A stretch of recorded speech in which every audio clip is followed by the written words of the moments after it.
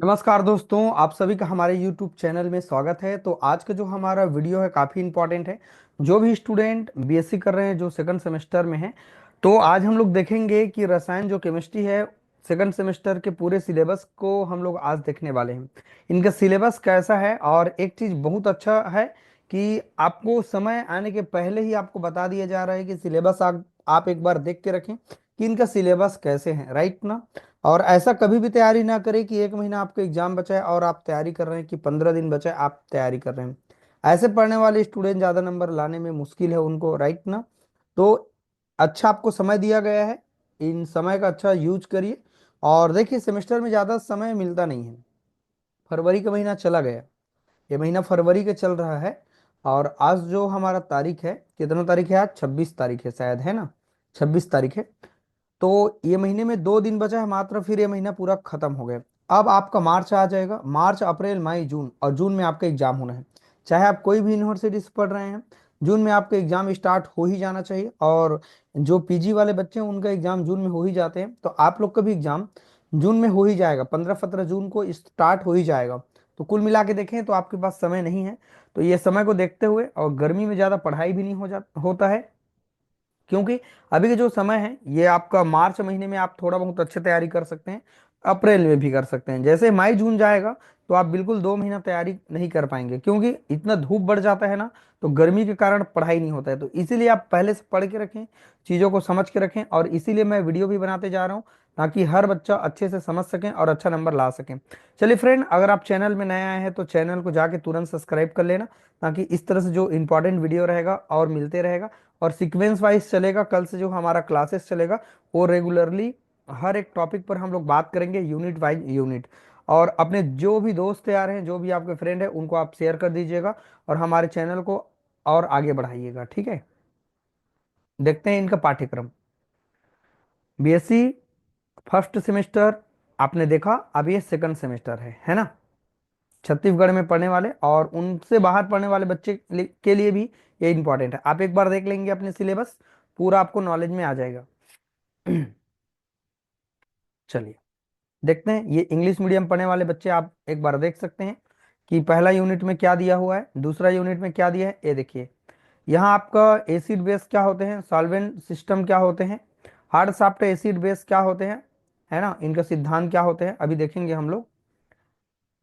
Chemistry of the C C carbon carbon के बीच में सिंगल बॉन्ड, अर्थात सिग्मा बॉन्ड क्या होते हैं, दूसरा यूनिट है, पूरा उनका डिटेल किया गया है।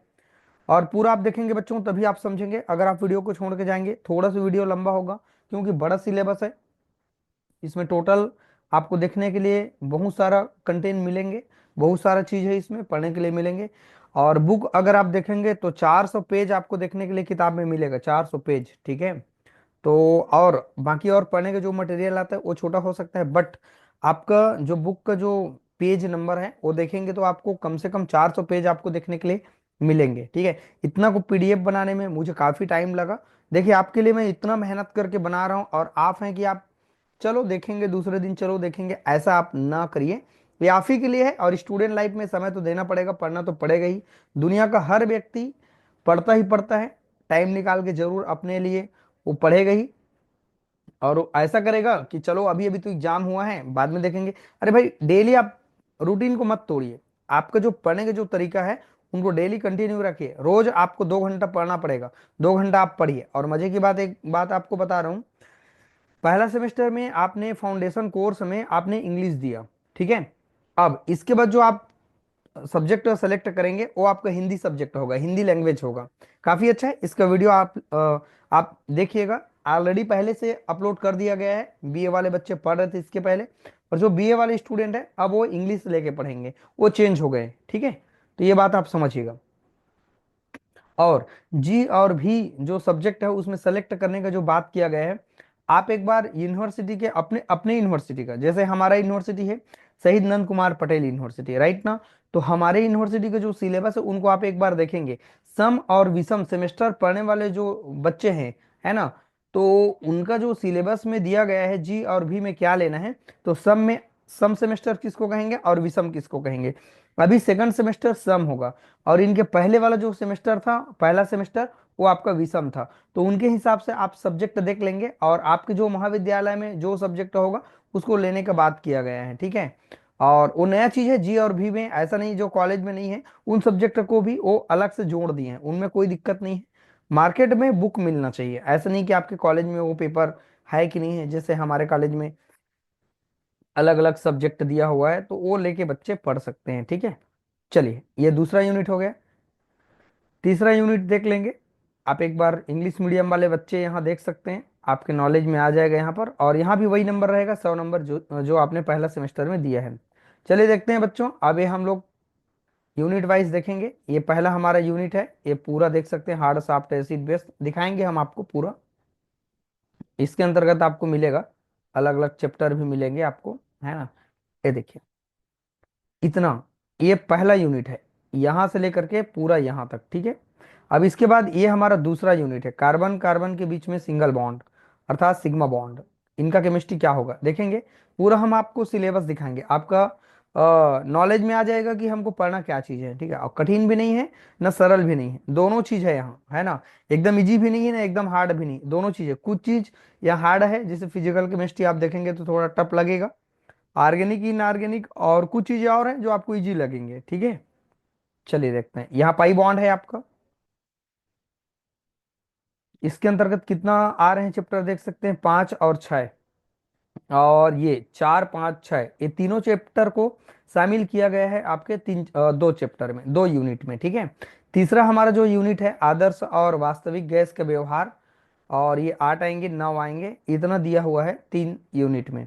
चौथा जो यूनिट है हमारे पास में, कोलाइड क्या होते हैं, पृष्ठ रसायन, सरफेस केमिस्ट्री क्या होते हैं, ये दिए हुए हैं। तो इसमें आपको देखने के लिए मिलेंगे ये 10 हमारे पास जो चैप्टर है, और 11 चैप्टर है। पहले भी 11 था जो पहले सेमेस्टर में, और अभी भी 11 है। चलिए देखते हैं, आपको मोटी मोटा मैं आपको दिखाऊंगा हार्ड सॉफ्ट एसिड बेस क्या होगा। कल से क्लासेस स्टार्ट हो रहा है, आप जो भी अपने फ्रेंड है उनको बता दीजिएगा कि जितना भी यूट्यूब में अपलोड किया जाएगा उनको डेली भाई धीरे धीरे करके पढ़ते जाइए, थोड़ा थोड़ा नोट डाउन करते जाइए, और थोड़ा थोड़ा याद करते जाइए, ठीक है। केमिस्ट्री एक तो सभी बच्चों को ऐसे ही हार्ड लगता है, फार्मूला बेस है, और कुछ चीजें समझ में भी नहीं आता है, तो थोड़ा थोड़ा पढ़ते रहिए। सब चीज कठिन नहीं है ना, सब चीज इजी भी नहीं है, दोनों चीज होती है ना। जो भी सब्जेक्ट है उनके पास देखते हैं, एसिड क्या होते हैं, बेस क्या होते हैं, और सॉल्वेंट का सिस्टम क्या होते हैं। पहला जो हमारा यूनिट है दिया गया है, और इनका पूरा इंट्रोडक्शन दिया हुआ है। इंट्रोडक्शन तो हमको ज्यादा पढ़ना नहीं है, सीधा हम लोग पढ़ेंगे अर्हीनियस का सिद्धांत, यही इंपॉर्टेंट है जिसको आपने 12th क्लास में पढ़ा है। जो बच्चा 12th क्लास अच्छे से पढ़ा है, 11th क्लास पढ़ा है, वो सभी बच्चे अच्छे से सॉल्व कर लेंगे केमिस्ट्री को, ठीक है। इनके कुछ सीमाएं भी आपको देखने के लिए मिलेंगे, ये देख सकते हैं, इनके सीमाएं को भी शामिल करना है। दूसरा है ब्रास्टेड लॉरी का सिद्धांत, इसका मतलब ये हुआ कि अम्ल और क्षार जो कॉन्सेप्ट है, एसिड और बेस का जो कॉन्सेप्ट है, उनको समझाने के लिए अलग अलग हमारे पास जो साइंटिस्ट है उन्होंने अपनी अवधारणा दिया, कॉन्सेप्ट दिया। तो उनके अलग अलग हमारे पास जो कॉन्सेप्ट है उनके बेस पर हमको बताते जाना है। यहाँ पर ब्रास्टेड और लॉरी का कहना क्या था एसिड और बेस के बारे में, सब चीज देखेंगे। पहले एक बार हम आपको दिखाते जाएंगे, इसके बाद जब भी क्लासेस चलेगा कल से, तो एक बात याद रखिएगा, जितना मैं इंपॉर्टेंट क्वेश्चन है उनको पूरा मैं डिटेल करते जाऊंगा, और जो चीज आपके लिए इंपॉर्टेंट नहीं उनको हम लोग बाद में देखेंगे। लेकिन फिलहाल जो आपके लिए, और वो हम प्ले लिस्ट में डाल देंगे, जो बच्चा बाद में भी आएगा देख सकता है, ठीक है। संयुग्मी अम्ल और क्षार क्या होते हैं, ये देख सकते हैं, HCl है यहाँ पर, ये प्लस और ये माइनस में टूट जाते हैं, आपको मालूम होगा। और जब इनके बचा हुआ जो अवशेष होते हैं, क्लोरीन प्रोटॉन ग्रहण कर सकता है, तो यहाँ पर क्लोरीन एक इलेक्ट्रॉन क्या कर सकता है, ग्रहण कर सकता है, ये हाइड्रोजन के द्वारा दिया जा रहा है।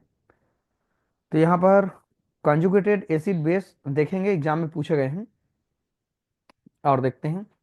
थोड़ा फास्ट हमको चलना पड़ेगा, बहुत बड़ा सिलेबस है, ठीक है। थोड़ा लंबा तो है लेकिन छोड़ के आपको जाना नहीं है, अगर आप छोड़ के जाएंगे तो नुकसान आप ही का है, मेरा नुकसान नहीं है। चाहे हमारा वीडियो 10 बच्चा देखे, 50 बच्चा देखे, कोई दिक्कत नहीं, लेकिन अगर आप देख लेते हैं तो नो डाउट आपका जो नॉलेज है वो बढ़ ही जाएगा। कुछ तो ऐसा होगा ना हमारे वीडियो में जो आपको समझ में आ ही जाएगा, बहुत सारा चीज आपके नॉलेज में आ ही जाएगा।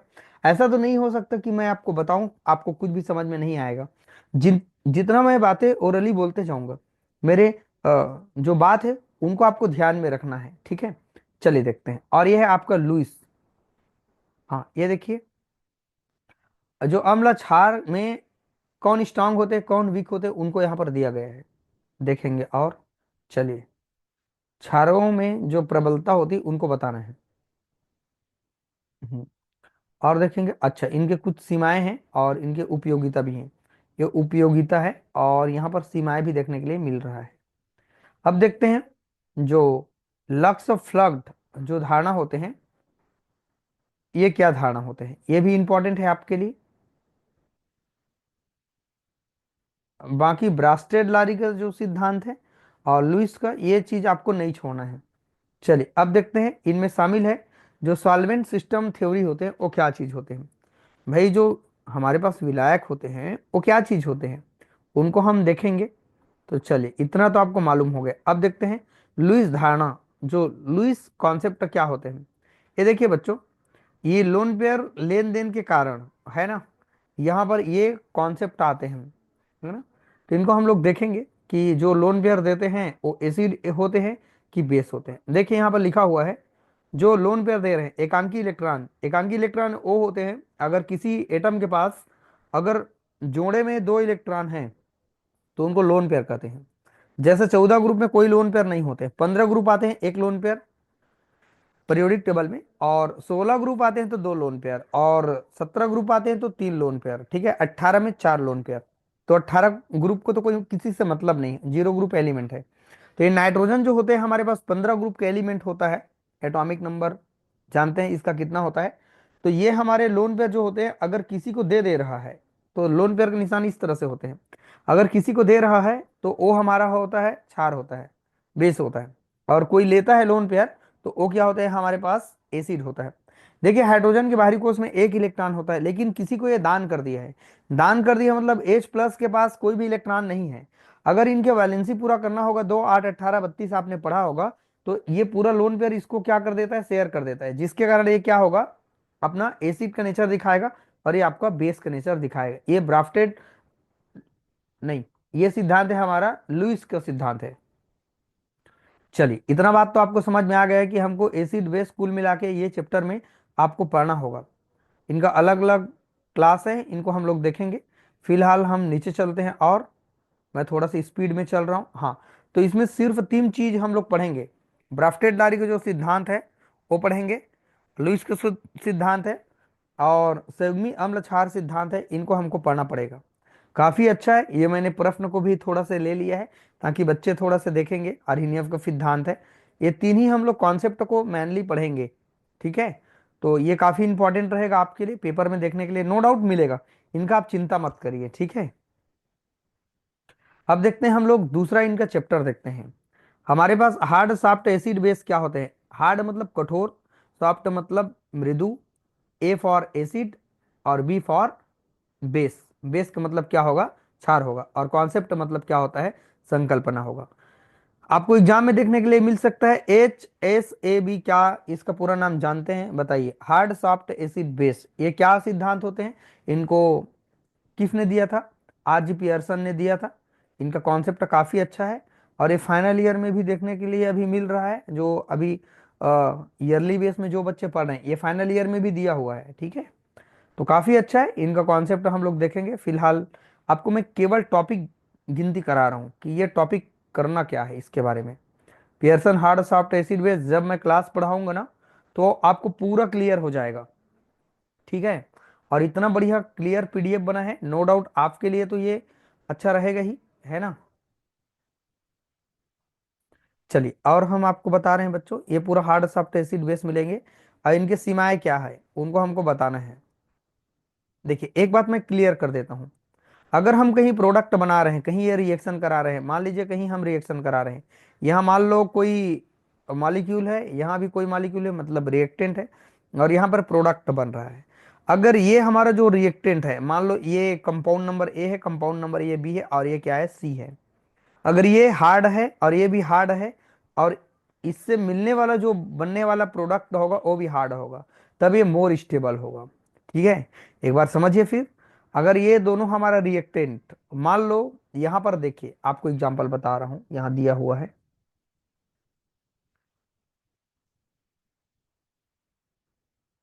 चलिए अगर यहां पर दिया होगा तो मैं स्टेबिलिटी के बारे में बताऊंगा, नीचे में दिया होगा। अच्छा, यहाँ पर है कठोर, और ये क्या है, मृदु। ये मृदु और ये होगा कठोर। अच्छा, और नीचे देखते हैं, ये मृदु है, ये कठोर है, मृदु है नहीं, इसको मत देखिए। मैं स्टेबल और अनस्टेबल का मैं बात कर रहा हूँ। कौन हमारे पास मोर स्टेबल होगा और कौन लेस स्टेबल होगा। हाँ, मान लीजिए ये कठोर क्षार है और ये मृदु क्षार है, ठीक है। तो अगर जो हमारे पास जो हम लोग क्षार ले रहे हैं, मतलब एक एसिड होता है एक रिएक्शन में और एक बेस है मान लो, ठीक है। तो यहाँ पर जो एसिड है वो हमारा कठोर है और जो बेस है वो भी कठोर है। तो जो बनने वाला प्रोडक्ट होगा एसिड बेस जो बनेगा वो भी कठोर होगा, तो मोर स्टेबल होगा। बट ये वाला हमारा सॉफ्ट है, ये भी सॉफ्ट है, तो ये भी सॉफ्ट होगा, तब ये क्या होगा, तब भी ये स्टेबल होगा। लेकिन अगर ये हार्ड है और ये सॉफ्ट है, मतलब दोनों अपोजिट है, तो ये बनने वाला जो होगा वो हार्ड और सॉफ्ट दोनों होगा, तो ये हमारा लेस स्टेबल होगा, कंपेरिजन जो मैंने पहले बताया उनके कंपेयर में। चलिए, और थोड़ा सा मैं आपको फास्ट दिखा रहा हूँ। अच्छा है, सिलेबस तो अच्छा है, नो डाउट आपको कुछ थोड़ा बहुत मिलेंगे, हार्ड ऐसा नहीं है। अब देखिए, नॉन एक्वस सॉल्वेंट, ऐसा विलायक जिनमें वाटर नहीं होता है, जैसे कि बेंजीन, ठीक है, जैसे कि कार्बन टेट्राक्लोराइड। इनका डेफिनेशन ही आपको देखने के लिए मिलेगा। नॉन सॉल्वेंट क्या होते हैं, नॉन एक्वस सॉल्वेंट, ऐसे सॉल्वेंट हम, देखिए जो हमारा वीडियो रहेगा उनमें मैं सारा चीज को एक एक लाइन पढ़ के नहीं सिखाऊंगा, यहाँ सब चीज लिखा रहेगा, आपको पढ़ना पड़ेगा लाइन टू लाइन। लेकिन मैं सिर्फ आपको उनका मीनिंग बताते जाऊंगा, समझाते जाऊंगा कि एक्चुअल में वो चीज होता क्या है। जैसे मैंने बोला, नॉन एक्वस सॉल्वेंट, ऐसे सॉल्वेंट जिस पर वाटर नहीं होता है, ऐसे सॉल्वेंट को हम लोग नॉन एक्वस सॉल्वेंट कहेंगे, अजलीय विलायक कहेंगे। जैसे बेंजीन आप देख पाएंगे, कार्बन टेट्राक्लोराइड देख पाएंगे, तो उसमें वाटर अगर नहीं मिले हैं तो उनको हम लोग कहते हैं नॉन एक्वस सॉल्वेंट कहेंगे। चलिए, और दिखा रहे हैं हम आपको विलायक के प्रकार और उनके सामान्य लक्षण बताना है। ये देखो यहाँ पर लिखा हुआ है प्रोटिक सॉल्वेंट, इसका मतलब ये क्या होते हैं, प्रोटोजेनिक अर्थात प्रोटॉन दाता विलायक जो अम्लीय प्रकृति के होते हैं, देखेंगे। ये सब चीज आपने पढ़ा हुआ है 11वीं 12वीं में। अजलीय विलायकों में अभिक्रियाएं क्या होती है उनको हमको देखना, इतने सारे रिएक्शन आपको देखने के लिए मिलेंगे। द्रव अमोनिया विलायक के रूप में कैसे काम करते हैं उनको हमको देखना पड़ेगा। जैसे मैं वीडियो बताते जाऊंगा क्लास में, तो वहां पर कौन इंपॉर्टेंट है कौन ज़्यादा इंपॉर्टेंट नहीं है उनको मैं क्लियर भी करते जाऊंगा। लेकिन अभी तो मुझे पूरा सिलेबस दिखाना पड़ेगा ना, और काफ़ी लंबा भी है। हाँ, ये देखिए, अमोनिया के बीच में कैसे यहाँ पर रिएक्शन हो रहे हैं, यही चीज़ दिया हुआ है। चलिए, इंपॉर्टेंट है। अब ये इंपॉर्टेंट है, दूसरा यूनिट स्टार्ट होता है, चौथा हमारा चैप्टर है। सबसे इंपॉर्टेंट है हमारा मेन इंटरेस्टिंग पार्ट आ गया, समझिए कि ऑर्गेनिक केमिस्ट्री देखने के लिए मिलेगा। कार्बन कार्बन के बीच में सिग्मा बॉन्ड, सबको पता है, सेचुरेटेड मतलब सिंगल बॉन्ड, सबको पता है, डबल और ट्रिपल बॉन्ड जब भी देखने के लिए मैं इतना बढ़िया इनको बताऊंगा ना, आप कमेंट बस कर दीजिएगा मुझे कि सर आप जो बता रहे हैं वो लगभग लगभग हमारे समझ में आ रहा है। और ऐसा नहीं हो सकता बच्चों की मैं आपको पढ़ा रहा हूँ इसका मतलब ये नहीं कि आपके पूरे दिमाग में घुस ही जाएगा। किसी के दिमाग डाउन रहते हैं, किसी के दिमाग हाई रहते हैं, वो आपके मेहनत के ऊपर डिपेंड करते हैं। अगर आप अच्छे से मेहनत कर रहे हैं, समझ रहे हैं, चीज़ों को ध्यान दे रहे हैं, तो नो डाउट मैं आपको गारंटी देता हूँ लिख करके कि आपका नॉलेज अच्छा होगा ही होगा। यस ना, तो ये चीज़ आपको समझ में आ रहा होगा। अब ये तो मैं आपको बता दिया कि जब भी हमको सिग्मा बॉन्ड दिखेगा सेचुरेटेड होगा, और डबल और ट्रिपल बॉन्ड जब भी देखने के लिए मिलेगा, ठीक है। देखिए यहाँ पर बुक ने मिस किया है, एल्किन का मतलब डबल बॉन्ड होता है और एल्काइन का मतलब ट्रिपल बॉन्ड होता है, ठीक है। तो ये असेचुरेटेड कंपाउंड होते हैं, ये सेचुरेटेड होगा और ये अनसेचुरेटेड होगा।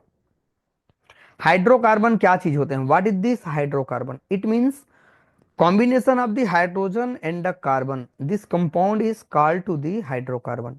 हाइड्रोकार्बन का मतलब ही है जिसमें कार्बन और हाइड्रोजन मिला हुआ हो, उनको हम लोग हाइड्रोकार्बन कहते हैं। बाकी डिटेल हम क्लास में करेंगे। एल्केन का मतलब क्या है? सिंगल बॉन्ड है पूरा। नामकरण कैसे करेंगे, इनके बारे में कुछ एग्जाम्पल्स हैं, इनको बनाते कैसे हैं और ये क्या क्या रिएक्शन करेंगे, इनका पूरा हम डिटेल आपको बताएंगे जब हम क्लास लेंगे। तो अभी हम सिर्फ आपको सिलेबस दिखा रहे हैं कि कितना इजी है और कितना हार्ड है, आपके दिमाग में पूरा आ ही जाएगा। और काफ़ी इंपॉर्टेंट भी है, काफ़ी अच्छा है। मेरे वीडियो से आपको काफ़ी चीज़ समझने के लिए मिलेगा ही मिलेगा, राइट ना। एल्केन के सामान्य हम लोग गुण देखेंगे, तो भौतिक गुण पहला होता है, फिर रासायनिक गुण होता है, ठीक है। तो ये रासायनिक गुण है आपका। रासायनिक गुण मतलब क्या क्या से वो रिएक्ट कर सकता है। अच्छा भी लगेगा, नो डाउट, आप परेशान होने का आपको दिक्कत नहीं है। केमिस्ट्री में हमारे क्लास आपको अच्छा ही लगेगा। तो कुछ क्लासेस है जिनको मैं आपको बोर्ड में भी बताऊंगा, और कुछ क्लासेस रहेगा जिनको मैं, अगर देर रात हो चुका रहेगा मेरे वर्क के कारण, तो मैं लैपटॉप के माध्यम से आप तक वीडियो पहुंचा ही दूंगा। डिपेंड करता है कि आप पढ़ कैसे रहे हैं, है ना। अगर आपको इंटरेस्ट नहीं है तो भूल जाइए, आप अच्छा नंबर लाएंगे। एक बात हमेशा याद रखिएगा, अगर आप बीएससी कर रहे हैं सेमेस्टर में, तो आपका परसेंट 70% से ऊपर होना चाहिए, तभी तो कुछ काम का है। अगर 51-52% आ रहे हैं तो सिर्फ आप पास हो रहे हैं, वो आपका थर्ड क्लास में आप चले जाएंगे।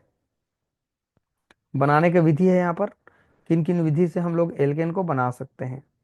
काफी बड़ा है सिलेबस, कैसे करेंगे बताना तो पड़ेगा। एल्काइलीकरण के द्वारा बना सकते हैं, ये अलग अलग कंपाउंड है, ये पूरा हाइड्रोकार्बन का पार्ट है हमारा। चलिए और दिखा रहे हैं हम आपको, ये पूरा उन्हीं का पार्ट है। हाँ, देख के डरना नहीं है, ये लग रहा है बड़ा, बहुत बड़ा, लेकिन आप मेरे साथ बने रहेंगे ना हर दिन वीडियो में, तो आपको क्लियर हो जाएगा कि वही वही चीज बार बार दिया हुआ है। अब ये साइक्लो जो हमारे पास एल्केन होते हैं, उनके सामान्य गुण देखेंगे, इनमें भी वही मिलेंगे, भौतिक रासायनिक गुण। देखना, आपको मैं जब बताते जाऊंगा तो आपका, जितने बच्चे केमिस्ट्री से भागते हैं और डर लगता है, वो बच्चे एकदम समझेंगे और बोलेंगे भी, सर आपके क्लास से हमने बहुत सारा चीज को सीखा है। चलिए और थोड़ा सा मैं फास्ट ले रहा हूँ बच्चों। ये बेयर का तनाव सिद्धांत है, कैसे काम करते हैं बेयर का तनाव सिद्धांत, काफी अच्छा है, ठीक है। अच्छा, साक्ष्य मोहरवाद अथवा तनाव रहित वलय का जो सिद्धांत होते हैं वो क्या होते हैं? थ्योरी पार्ट है, थोड़ा सा थ्योरी पार्ट है, ठीक है। और कॉन्फ़िगरेशन क्या है ये देखेंगे, कन्फॉर्मेशनल होगा। संरूपण क्या चीज होंगे आप देखेंगे नियोपेंटेन में, ये एनर्जी लेवल को बता रहे हैं इसका।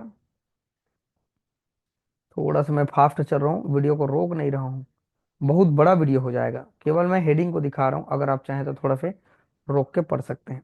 अब देखिए, ये हमारा है पांचवा यूनिट, जो बच्चा ने, सॉरी, पांचवा चैप्टर, जो स्टूडेंट चौथा हमारे पास जो चैप्टर है उसको पढ़ लिया, समझ लीजिए कि वो पांचवा हमारा जो चैप्टर है वो पढ़ लिया। वहां पर हम लोग सिंगल बॉन्ड का बात कर रहे थे, अब यहाँ पर हम लोग पाई का मतलब होता है डबल बॉन्ड का बात करेंगे। जितना हम लोग सिंगल बोल रहे थे, अब वो पूरा क्या हो जाएगा, डबल हो जाएगा। नामकरण में एल्केन की जगह एल्कीन हो जाएगा। यहाँ भी वही चीज देखने के लिए मिलेगा, पूरा डिटेल, ठीक है। तो इनमें आपको डरने का कोई विषय नहीं है। मैंने आपको बताया ना कि जितना हमारा चौथा जो हमारे पास चैप्टर दिया है, वही हम पांचवा चैप्टर में भी देखने के लिए हमको मिलेगा एकदम। और अच्छा है, एक भी आपको डर नहीं लगेगा। देखिए मैं बताऊंगा उस तरीके से आप नोट डाउन करते जाएंगे अपने नोट्स में। और छोटा छोटा वीडियो मिलेगा, 10 10 मिनट 15 मिनट का वीडियो मिलेगा, जिनमें काफी अच्छे ढंग से आप कर सकते हैं बच्चों। ये एनर्जी लेवल होते हैं। वहां एल्किन के गुण देख रहे थे और यहाँ एल्किन के गुण देखेंगे। वहां एल्किन के भौतिक रासायनिक गुण देखेंगे, देखे थे, और यहाँ पर एल्किन के भौतिक और रासायनिक गुण देख रहे हैं। वहां भी योगात्मक अभिक्रिया, वहां सब्स्टिट्यूशन रिएक्शन देखे थे, यहाँ योगात्मक अभिक्रिया देखेंगे। योगात्मक का मतलब होता है योग करना। जो बच्चे का केमिस्ट्री थोड़ा बहुत पहले से स्ट्रांग है, उनको तो हमारा वीडियो देख के मजा ही आ जाएगा, ठीक है। मार्कोनी का आपका नियम सबसे इंपॉर्टेंट है, मैं कॉन्सेप्ट को बताते जाऊंगा, उन्हीं को आपको पकड़ के चलना है। और कितना अच्छा बात है, देखिए कितना अच्छा बात यह है कि आपके पास बना बुना है, यहाँ पर एक भोजन मिल रहा है, इसको खाना बस है आपको, ठीक है। और ऐसा नहीं कि इसको बोर्ड में अगर मैं लिख देता तो इतना सारा चीज मैं कहाँ लिख पाता बताइए, मैं तो काफी परेशान हो जाता, और इस तरह के आपको कंटेंट नहीं मिल पाता। तो इतने सारे 400 पेज को बोर्ड में लिखना पॉसिबल ही नहीं है। हाँ, कुछ चीज है जिसको मैं आपको बता दूं वो अच्छा है, लेकिन इतने सारे चीज को तो ऐसे कुछ हमारे पास मीडियम होना चाहिए जिससे हम आपको अच्छे से बता सकें। कोई चार्जेस नहीं है बच्चों वीडियो का, आप फ्री में इनको सीखते जाइए और हमारे वीडियो को बस शेयर करते जाइएगा, लोगों का भला करते जाइए। ऑक्सीडेशन रिएक्शन क्या होते हैं? ऑक्सीडेशन का मतलब ऑक्सीजन से रिएक्शन। छोटा छोटा मीनिंग आपको मिलेगा देखने के लिए, मैं सारा चीज क्लियर करूंगा, ठीक है। चलिए, यहाँ पर तमाम तरह के उनके रिएक्शन हैं। मात्र आपको हेडिंग याद करना है, और पेपर में कैसे पूछे जाते हैं वो भी मैं आपको बताऊंगा ना, चिंता करने का विषय नहीं है। पेपर में इतने सारे चीज आपको देखने के लिए ऐसा नहीं मिलेगा कि इतना बड़ा बड़ा टॉपिक आपको नहीं पूछेंगे। कैसे पूछे जाएंगे वो मैं आपको बता दूंगा। इनका एप्लीकेशन है, इनका उपयोग हम लोग कहाँ कहाँ पर करते हैं, काफी अच्छा है। फ्रेंड, अगर आपको वीडियो अच्छा लग रहा होगा, कुछ तो हेल्प हो रहा होगा, तो लाइक कमेंट आप तो जरूर कर दीजिएगा, राइट ना। लाइक कमेंट कर देने से चैनल को कोई आपका नुकसान नहीं होगा, लेकिन हमको अच्छा लगेगा कि बच्चे ने लाइक किया है चैनल को, कितना अच्छा बात है। लेकिन सोचिए आप वीडियो के साथ बने हैं, लाइक कमेंट करने में आपको दुख लग रहा है, बताइए। आपके लिए हम 2 घंटा 2.5 घंटा मेहनत कर रहे हैं, लेकिन आप स्टूडेंट समझते नहीं है, ठीक है, कोई बात नहीं है। डिल्स एल्डर अभिक्रिया क्या होते हैं? एक तरह से ये योगात्मक अभिक्रिया होते हैं, आप देख पा रहे हैं। मैं आपको पूरा बताऊंगा और यही सब टॉपिक पूछे जाते हैं, ठीक है। एल्काइन, अब आ जाते हैं एल्काइन के पार्ट में। एल्किन हो गया, एल्किन हो गया, एल्काइन। एल्काइन के बारे में जब भी कोई बात करेगा, ट्रिपल बॉन्ड का बात करेगा। कार्बन कार्बन के बीच में अगर ट्रिपल बॉन्ड हो तो उनको एल्काइन कहेंगे। जो भी स्टूडेंट समझ रहे हैं बिल्कुल अच्छे ढंग से समझेंगे। Single bond alkane, double bond alkene, triple bond alkyne, ठीक है। चलिए, यहां भी सेम टू सेम मिलेंगे, सब चीज सेम मिलेंगे। इनके गुण फिर आ गए, भौतिक गुण, रासायनिक गुण सेम मिलेंगे, बस आपका समझने में थोड़ा सा फर्क रहेगा, आपको समझना कैसे है।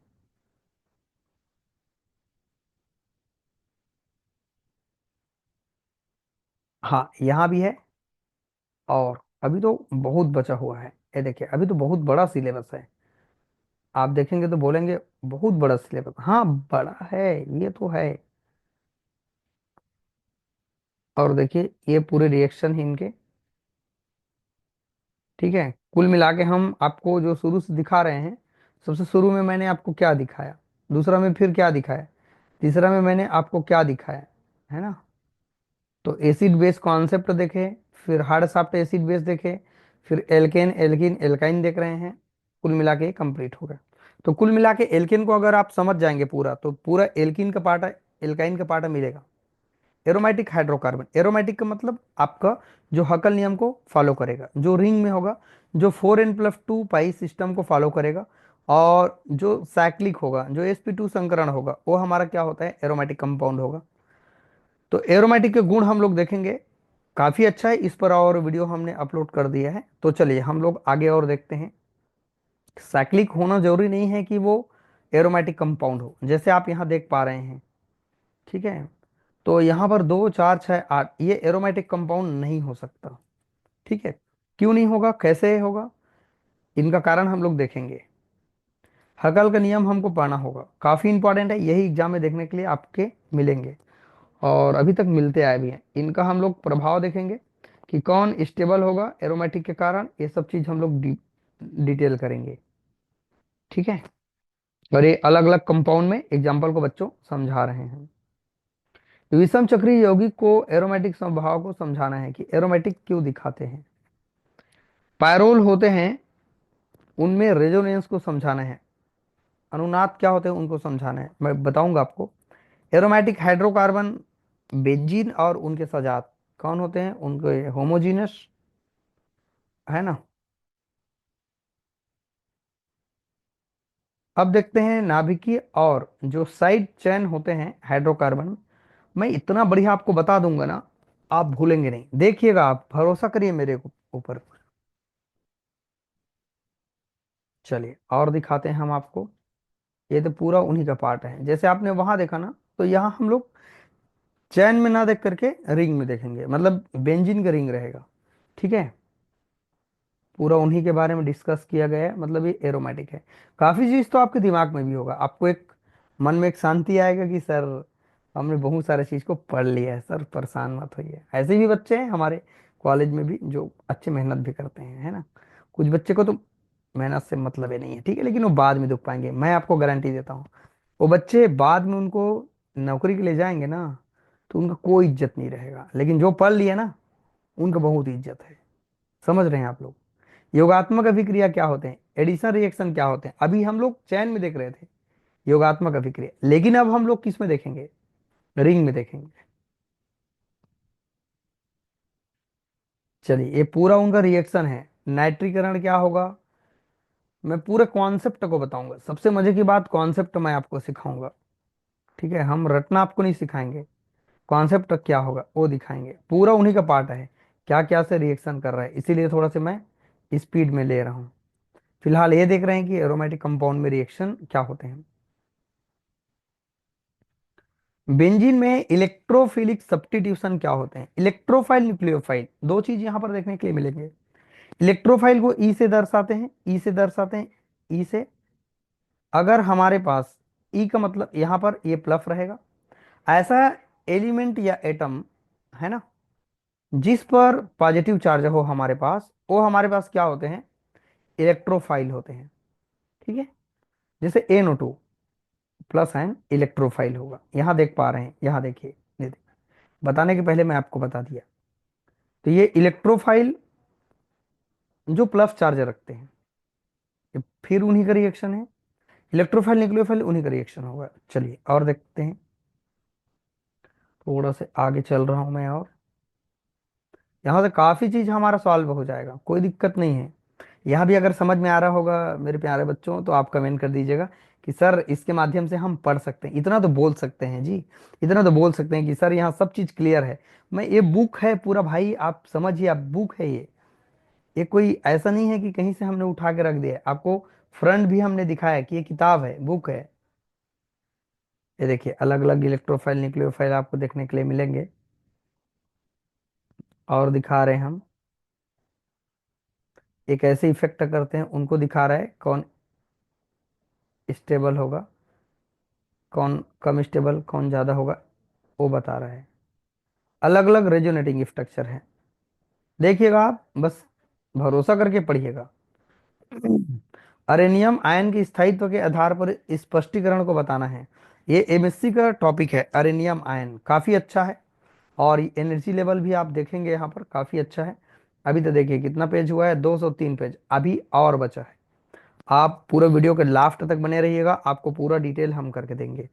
अब ये तीसरा यूनिट आपका स्टार्ट हो रहा है, यूनिट तीसरा है, सातवां हमारे पास क्या है, चैप्टर है। अब ये फिजिकल केमिस्ट्री के बच्चों पार्ट आपको मिलेगा। आदर्श तथा वास्तविक गैस का व्यवहार हमको बताना होगा। कुछ थ्योरी भी मिलेंगे, कुछ यहाँ पर रिएक्शन, मतलब न्यूमेरिकल क्वेश्चन भी मिलेंगे आपको। और ये चीज बहुत बच्चे को डरावना लगेगा, जो मैथ से लेके नहीं पढ़ रहे हैं वो बच्चे कहेंगे ये तो हम नहीं पढ़ पाएंगे। ठीक है, क्योंकि इनमें बहुत सारे चीज है। अभी देखिए इतने चीज दिया हुआ है, नियम ऊपर नियम लगा रहे हैं, समीकरण ऊपर समीकरण बनाएंगे, बच्चे थोड़ा परेशान होंगे। ठीक है, कोई बात नहीं। मैक्सवेल के आणविक वेगों का जो वितरण है, उनका नियम को हमको क्या करना है बच्चों, बताना है। आपने पढ़ा होगा इसको 12th में भी, सारा चीज 11 12 का सिलेबस है पूरा A to Z। इसीलिए तो मैं बोल रहा हूँ, परेशान होने की जरूरत नहीं। मैक्सवेल का पूरा क्वेश्चन है, औसत क्या होते हैं, ये देखिए ये एग्जाम में पूछे गए हैं कई बार, और यही मैं आपको पढ़ाते जाऊंगा। ठीक है। और आपको दिखा रहे हैं आगे, पूरा व्यंजक है, ये थोड़ा सा आपको टफ लगेगा, इसीलिए तो मैं कह रहा हूँ 6 चैप्टर जो आपको मैंने बताया पूरा उनको पढ़ना ही पढ़ना है किसी भी हाल में, क्योंकि यहाँ से ज्यादा नंबर का आशा आप नहीं कर सकते। जो मैथ्स पढ़ने वाले बच्चे हैं वो कर सकते हैं, है ना। कुछ इनका आंकिक प्रश्न भी मैंने लिया हुआ है। चलिए और देखते हैं, ये आंकिक प्रश्न है, इनको नहीं करना रहेगा, ये पढ़ेंगे। बायल का नियम क्या होते हैं, इनके अनुसार से हम लोग गणना कैसे करेंगे। वास्तविक गैस का व्यवहार क्या होते हैं, ये पढ़ेंगे। ऐसा नहीं सबको नहीं छोड़ेंगे, लेकिन इनमें से बहुत सारी चीज को हम लोग डिटेल करेंगे। आदर्श गैस और वास्तविक गैस दोनों में डिफरेंट क्या है उनको हम लोग देखेंगे। वांडरवाल्स जो अवस्था का समीकरण होते हैं वो काफी इंपॉर्टेंट है। यही बस चैप्टर है जो आपको थोड़ा सा क्या लगेगा, डर लगेगा। अब बाकी तो आपको कोलाइडी विलियन मिलेंगे जो आपने पढ़ा होगा, ठोस अवस्था, गैस अवस्था और लिक्विड अवस्था क्या होते हैं वो चीज आप देख पाएंगे। तो ये चैप्टर को हम लोग लास्ट में पढ़ेंगे। पढ़ भी सकते हैं, ऐसा नहीं है, निपटाते जाएंगे, कोई दिक्कत नहीं है। ठीक है, ये देखिए, क्रांतिक ताप और जो दाब का जो डिटर्मिनेशन होता है, कैसे उनको निर्धारण किया जाता है, वो चीज हम लोग देखने वाले हैं। अवस्था का जो स्टेज होगा, है ना, जो सांतत्य जो होता है, अवस्था का सांतत्य, इनका डेफिनेशन हम देखेंगे, बाकी चीज और वांडरवाल से समीकरण का समतापी वक्र क्या होता है। बस यही एक चैप्टर है जो आपको थोड़ा सा परेशान करेगा, व्यंजक ऊपर व्यंजक डाल दिया है, साइड में रखेंगे इसको, हाँ इसको पढ़ेंगे। जो लिक्विड स्टेट केमिस्ट्री होता है, जो द्रव अवस्था होता है, उनके बारे में हमको पूरा पढ़ना पड़ेगा। ये चैप्टर हमको छोड़ना नहीं है। इनमें भी थोड़ा थोड़ा व्यंजक मिलेंगे और इनके प्रॉपर्टीज देखेंगे, क्या इनके प्रॉपर्टीज होते हैं। काफी अच्छा है। कुल मिला के मैं ये कहूँ, केमिस्ट्री में एक ही दो चैप्टर है जो आपको थोड़ा परेशान करेगा, बाकी बहुत सारा चीज है वो अच्छा से हो जाएगा। ठीक है, हाइड्रोजन बॉन्ड हर बच्चे को पढ़ना पड़ेगा, हर जगह आपको देखने के लिए मिलेगा। तो ये चीज आप देखेंगे, काफी अच्छा लगेगा आपको। ठीक है बच्चों, थोड़ा मैं फास्ट चल रहा हूँ। और जो विस्कोसिटी होते हैं, ये आपका प्रैक्टिकल में भी आपको देखने के लिए मिलेगा, शायद सेकंड सेमेस्टर में हो सकता है, देखने पर पता चलेगा। पहले हम लोग ईयरली बेस में जब पढ़ाते थे तो विस्कोमीटर जो होते हैं, है ना, विस्कोसिटी, तो एक्सपेरिमेंट में आपको देखने के लिए मिलते हैं, यहाँ थ्योरी में भी है।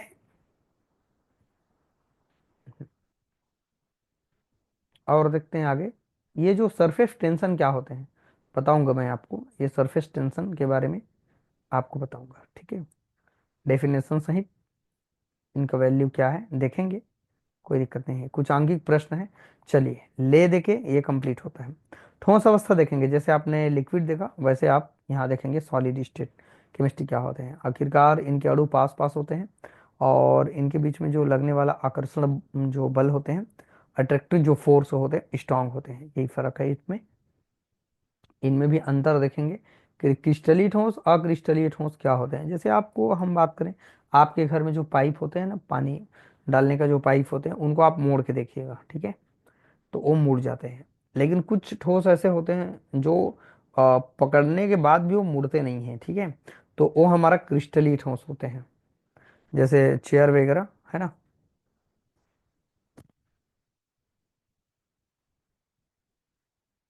चलिए और देखते हैं, क्रिस्टल विज्ञान के जो नियम होते हैं, काफी अच्छा है बच्चों, अगर एक बार आप मन लगा के अगर पढ़ लेते हैं, आपका भविष्य नो डाउट अच्छा हो सकता है। आज के जमाना देखिए, हमारे जैसे सर इतने लोग पढ़ाने वाले हैं, तब भी आप पढ़ने वाले बच्चे पढ़ नहीं रहे हैं। यूट्यूब के माध्यम से इतने सारे चीज बताए जा रहे हैं, आप उनको पढ़ ही नहीं रहे हैं, ठीक है।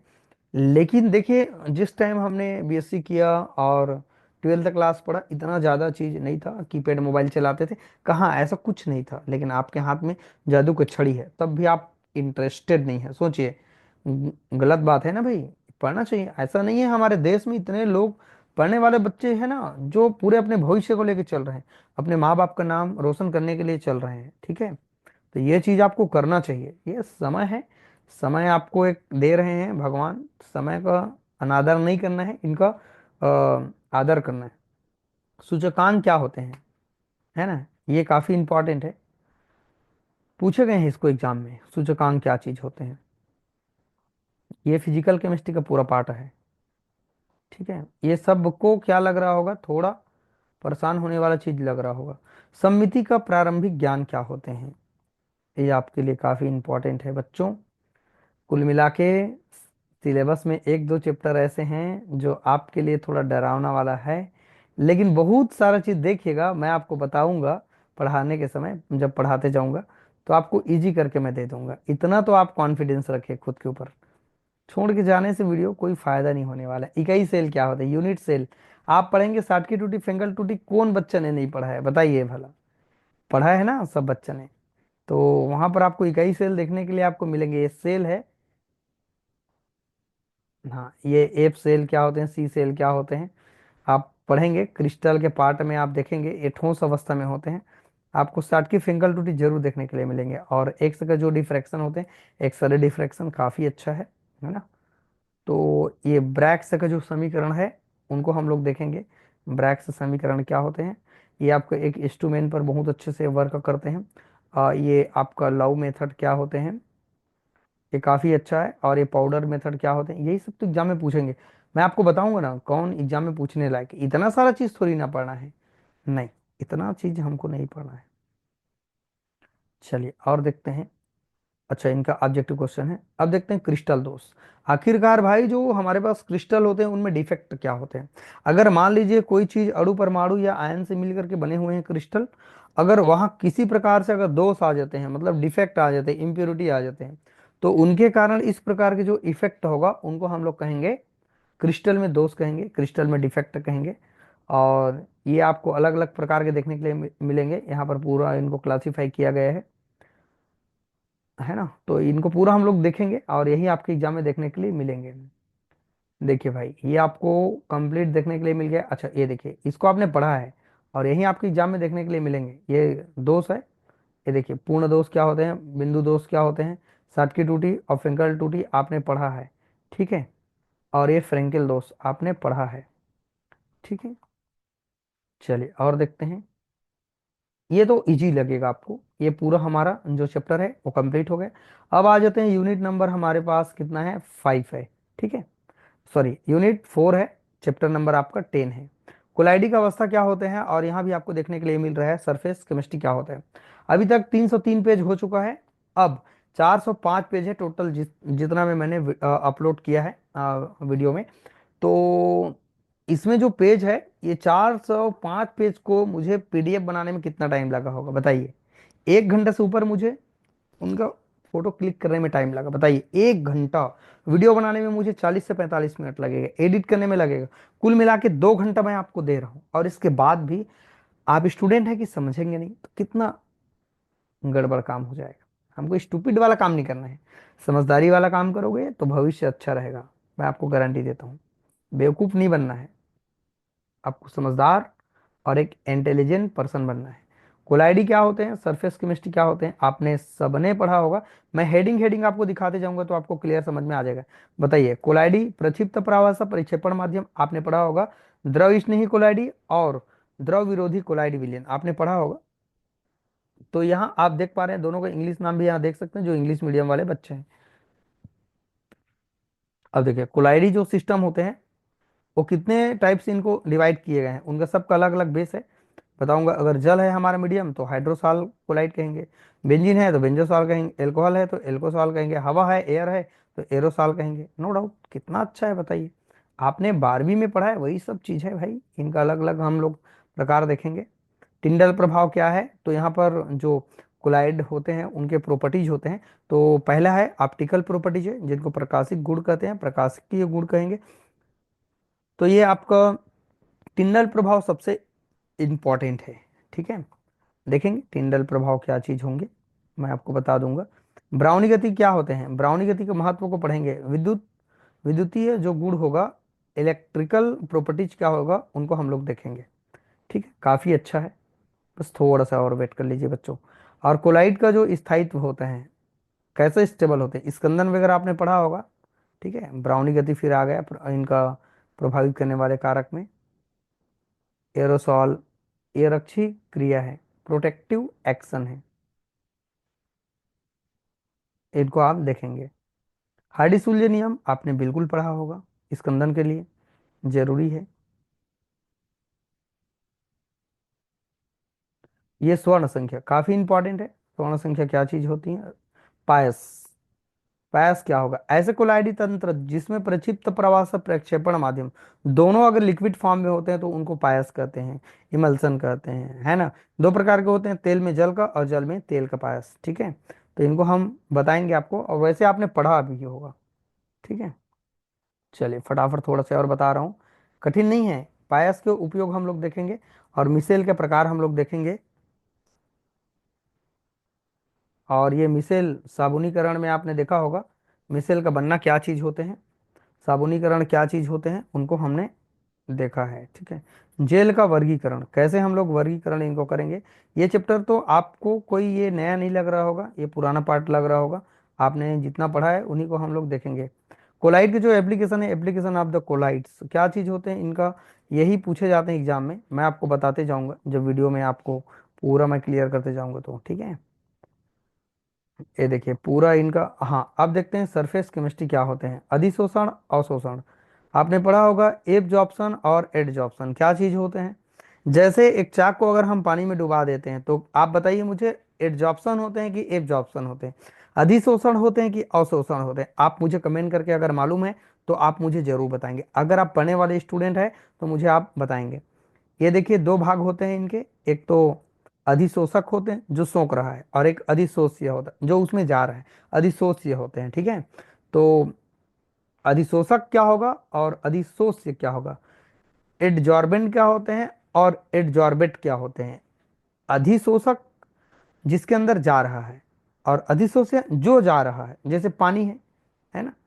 तो खैर मैं इनको नहीं बता रहा हूँ, आपको कॉपी हो जाएगा नहीं तो। अभी मैं आपको सवाल दिया हूँ कमेंट करके, कमेंट करने के लिए मैंने बोला है, तो वो चीज़ आप बताएंगे, अंतर है। अच्छा है ना। अधिशोषण के यहाँ पर प्रकार आपको देखने के लिए मिलेंगे। ठीक है बच्चों, और देखते हैं। ठोसों द्वारा गैसों के अधिशोषण को प्रभावित करने वाले यहाँ पर कारक है। चलिए और देखते हैं। अधिशोषण समतापी वक्र क्या होते हैं। काफी बड़ा वीडियो हो गया लेकिन बताना तो पड़ेगा। ऐसा तो नहीं कि, ऐसा तो नहीं कि 10 मिनट की वीडियो में पूरा चीज कंप्लीट हो जाएगा। ठीक है,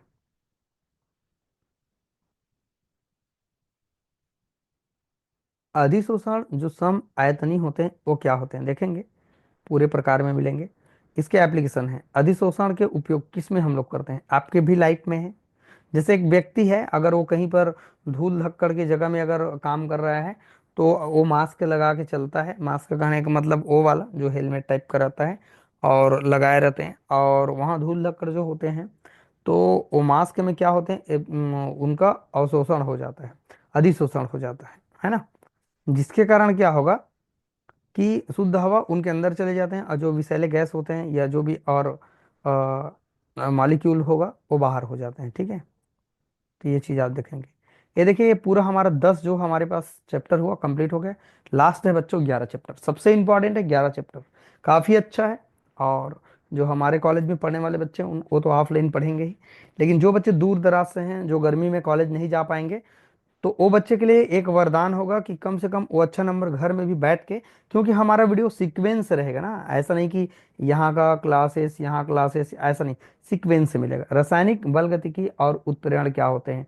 उत्प्रेरण सबसे इंपॉर्टेंट है, केमिकल जो हमारे पास कैनेटिक्स होते हैं जिसमें आप पढ़ते होंगे, वेग के बारे में क्या होते हैं, अभिक्रिया का वेग क्या होते हैं, रेट ऑफ द रिएक्शन क्या होते हैं, ये चीज हम देखेंगे। और प्रथम कोटि, शून्य कोटि, द्वितीय कोटि, ये सब चीज आपको देखने के लिए मिलेगा। फर्स्ट ऑर्डर, सेकंड ऑर्डर, और ये आपको जीरो ऑर्डर देखने के लिए मिलेंगे। ठीक है, और मैं इनको आपको अच्छे से बताऊंगा। उत्प्रेरक क्या होते हैं, जो किसी रिएक्शन के रेट को बढ़ा देते हैं या घटा देते हैं, वो हमारे क्या होते हैं, उत्प्रेरक होते हैं। ठीक है, अभिक्रिया की जो कोटि होती है, फर्स्ट कोटि, first order, second order, third order, ये चीज देखेंगे। और आणविकता क्या होते हैं, अभिक्रिया की जो कोटि क्या होते हैं, वो चीज भी हम लोग देखेंगे। और जो हमारे पास स्यूडो यूनिमॉलिक्यूलर जो रिएक्शन होते हैं, आभासी एक आणविक अभिक्रिया, उनको हम लोग देखेंगे, काफी अच्छा है। शून्य कोटि की अभिक्रिया भी आप देख पाएंगे, काफी अच्छा है। चलिए थोड़ा सा मैं फास्ट चल रहा हूँ बच्चों। ये फर्स्ट ऑर्डर के लिए हम लोग रिएक्शन देखेंगे, इनका पूरा मतलब व्यंजक है, डेरिवेशन है, पूरा ही देखेंगे। चलिए और देखते हैं इनके क्या क्या पार्ट दिए हुए हैं बच्चों। ये देखिए पूरा उन्हीं का पार्ट है, ये सब पढ़ना नहीं है, छोड़िए। ठीक है, भले हमने लिया है। शून्य कोटि, द्वितीय कोटि की अभिक्रिया क्या होते हैं, आपने फर्स्ट ऑर्डर अगर समझ गए तो दूसरा सेकंड ऑर्डर भी आप समझ ही जाएंगे।